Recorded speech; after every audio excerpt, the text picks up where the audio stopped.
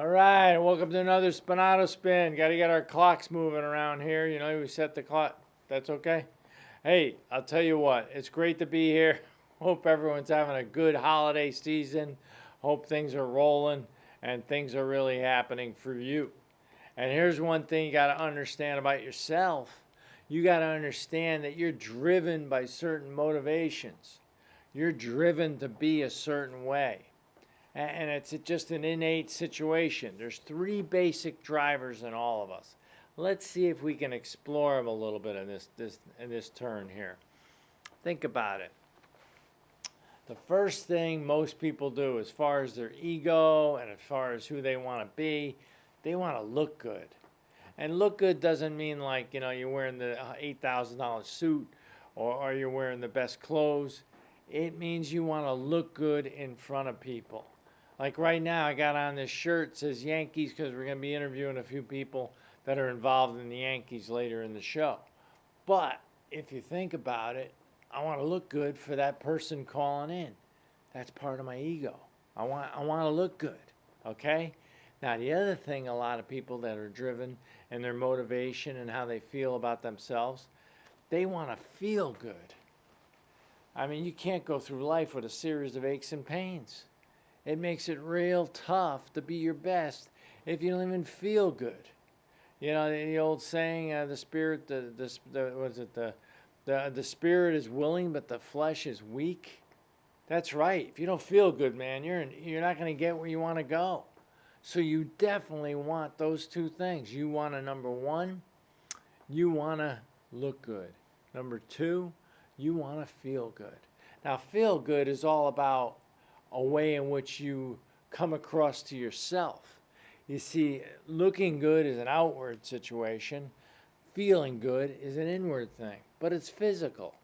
It's physical and it's mental at the same time, but it's more physical than anything else. You're kind of like a surface person because your feeling is more important to you than how maybe other people feel. But here's the third one. Here's the third driver, and this is the one that really gets us right where we usually don't get where we want to go. We want to be a person that is good. We want to be good. And there's four squares in life: mental, physical, social, and spiritual. Well, this is a big one. You want to do good. You want to do good. You want to do things for people. You want to let people say, man, that was awesome. That guy really helped me out. Or he's the kind of person I can call on if I'm in trouble. You want to be good. And you want to be represented to certain people that way. But here's the challenge. 99% of the time, you'll choose looking good before being good. That's who we are. We're human beings. You got to know that. And you got to work on that. See, that's what personal development's all about. You find your weakness and you work on it. You know your strength and you develop it. See, that's where it comes from. It comes from that situation that's all inside of us. Most of us don't have enough of a positive mental attitude to want to be good. They would rather just look good or feel good. Think about it. You're in a situation, you know what this is the right thing to do, but you choose not to do it because you don't want to look bad. Somebody's having trouble, right? And everyone's laughing at them, but you go up there and you help them. You see, you were trying to be good. Everyone else was trying to look good. See, it's a tough road. There's a fork in the road, and you got to be able to know which way to go. But a lot of that comes from your mental attitude. A lot of that comes from your training, whatever it took to train you to think that way. Stephen Covey talks about something real neat, and this is very powerful.